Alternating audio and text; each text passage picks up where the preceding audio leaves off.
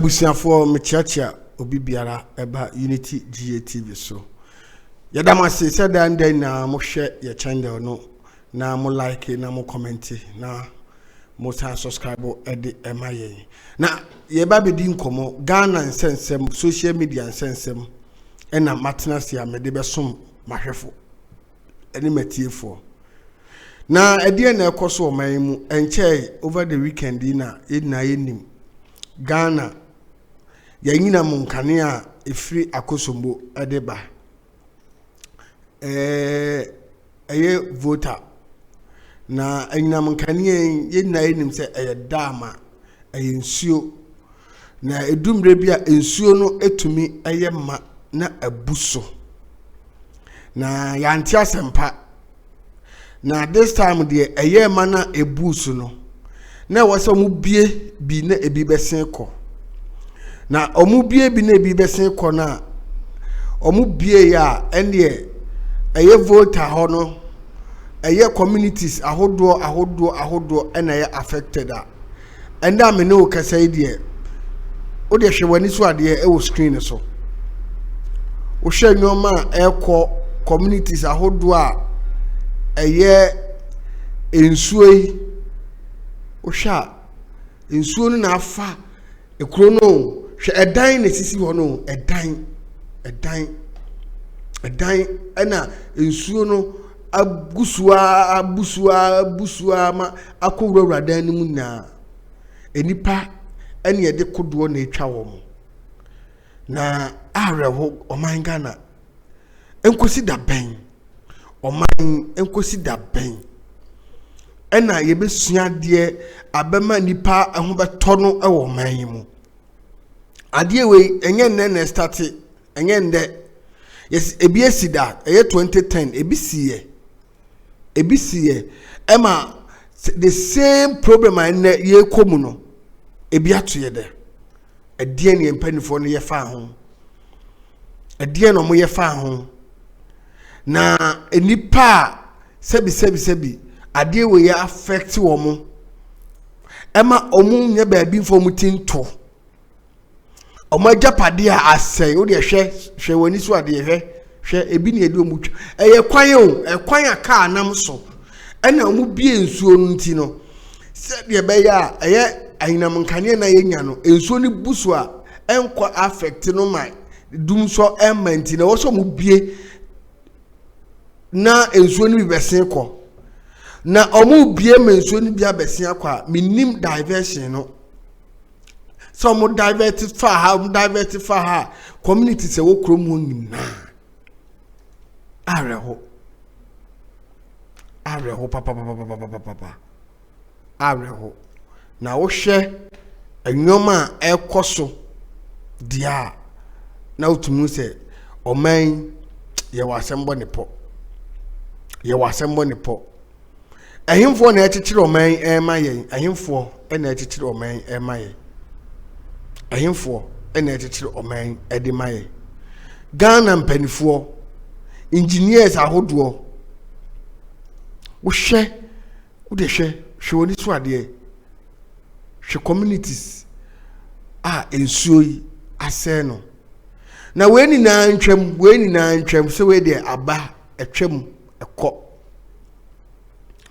ena ye mampani a yegi no eye na Adanko Akufo-Addo amansan ni na ehwe no ontumi ntina ne to so ti na wo se okọ na okoma speech okohwe de ekoso ewo ekuro no so na nanado koya nanado de nsembi akwakotudwa odofo nanado asem ode akwakotudwa no enu na sisi abeye side attraction amanfo na dodo na gidie se nanado ankasa yie na enwu hiampo se nkasa nsem no befi nanum aba enipa na o manim na wo dwene omo yie die omo bambo entisa bibi se yesia enkanye vote asem enye vote asem se omo to ma MPP se omo anto ma MPP enkanye samle we na wo se nkanana Adanko Akufo-Addo okokasa asem we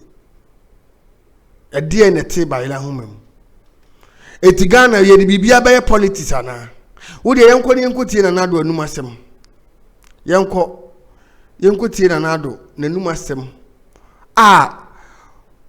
Okọ voter region ekohia mpanifo ahemfofo tenase na wode sa asem wetu dwan yenko tie mra.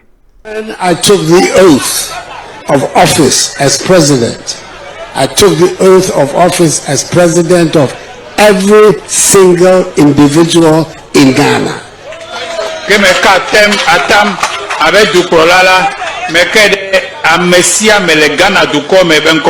Of all peoples in Ghana, all districts. And whether they voted for me or not, once I have taken the oath, I am the president of all the people.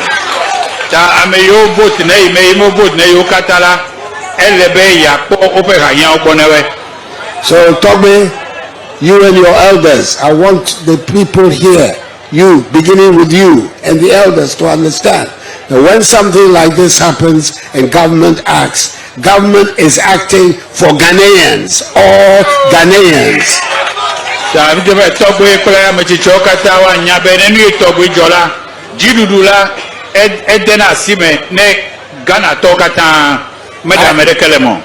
came here because Ghanaians are having difficulties and are suffering.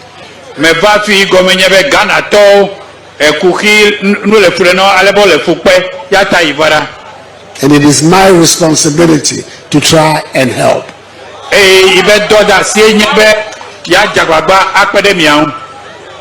Because if it's a question of counting who votes for me and who doesn't vote for me, I shouldn't be here because you don't vote for me.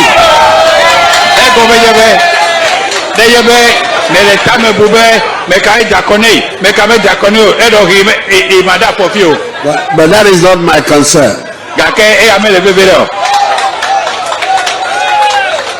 And in any event, one day you will vote for me and my party.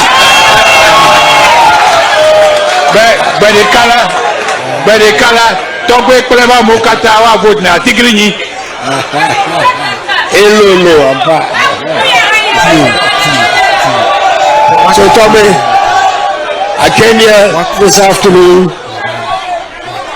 to express my sympathies. Say omutuma o omantu ama o. And yet this time, and I was also the same way. And yet this time, and I also the same way. I know na a man for a case, Nana. The Adena Koyen, yet this time, some way and Kikasan same way. Would the young could see VIM Lady? VIM Lady, so I didn't ask my Baba to ya, said Anna, it was not necessary. No, here. Ehun kra se nanado ta asem we ebefiro ni maba yentie VIM Lady abra na okasa yentie mresisia awoju no mo ho no wan kra nentie a trust statement na president wan na suma no so ko kasa asem no if e can vote we vote asem nsuo na yiri ene yese ko hwe nkrofo na wona aye president a obi aye wo ba boa no because everybody is entitled to any one if I can vote, can vote. Vote as him. This is a major developmental issue. It has absolutely nothing to do with vote. So why are you even talking about vote? President Oasam says, "And Kolandi didn't at my ear." Why are you even doing this? It's so terrible. When I took the oath of office as president, I took the oath of office as president of every single individual in Ghana, of all peoples in Ghana, all districts. And whether they voted for me or not, once I have taken the oath, I am the president of all the people. And it is my responsibility to try and help.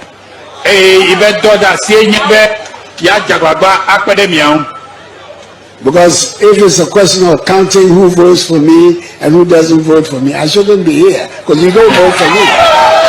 Really, it's unnecessary. Some of these comments, and why they can't you don't let us justify his own Mahama Kokaina Mahama. The president should not even have gone there. He should not have gone there.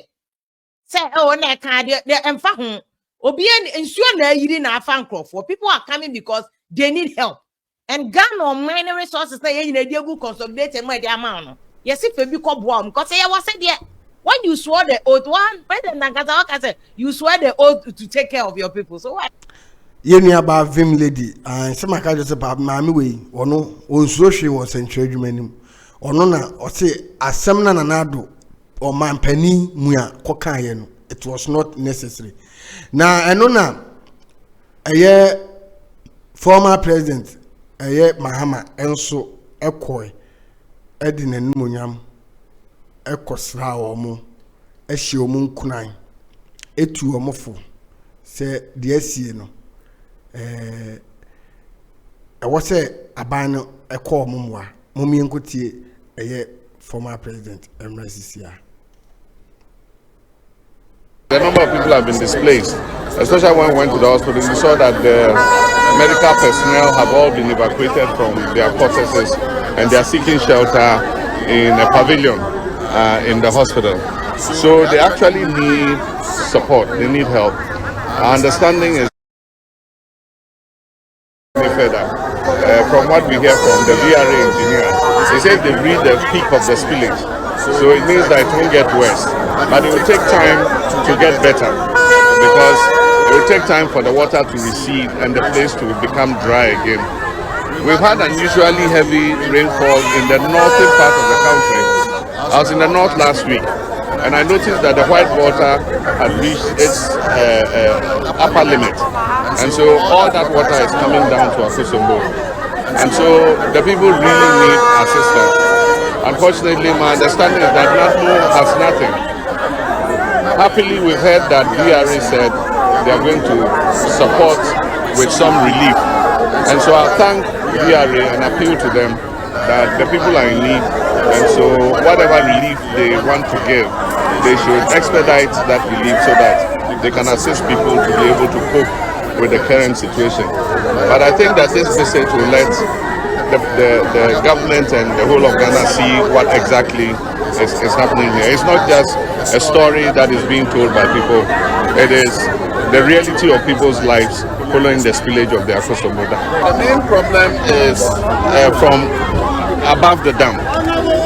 It's receiving more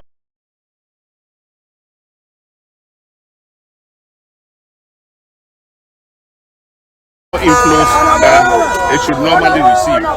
And when that happens, you have to protect the dam because if you don't spill, then it's possible that the dam can give way. And if it gives way, it will be more catastrophic all the way down the southern volta. And so this is not the first time Akufo-Addo VRA is spilling at Akufo-Addo. But this seems to be a bit heavier than normal. And so I do think it's fine. But it's also good to dredge. Because if you dredge, the extra volumes of water are able to move faster. For instance, you can see under the bridge, several parts are silted. If all that part had been cleared, it will be easier for the water to flow through so that it doesn't back up into people's houses. This happens once in a while. It doesn't happen every year. It's just because of climate change. Because normally the rainfall in the north would have started subsiding. But unfortunately, even when I was in the north last week, it was raining very heavily. And so it's unusual weather. It's part of what is happening with the whole change of the climate. And so we just have to see how to adapt. Sometimes when you read it in the media, you think it's just a joke. But these are people's lives. I mean, imagine 300 dead bodies. All families called to come and evacuate their bodies, look for other mortuaries to take the bodies to. I mean, that's real. Imagine the Komboni Hospital, which serves the whole of that area, shutting down. They've evacuated the patients. It's left with only 10 patients. You know, and if it doesn't get better by tomorrow, next tomorrow, they might have to discharge those patients too. Some of them are in critical care. How are you going to move them? So what is happening is real. And I expect that, you know, government should take it a bit more seriously.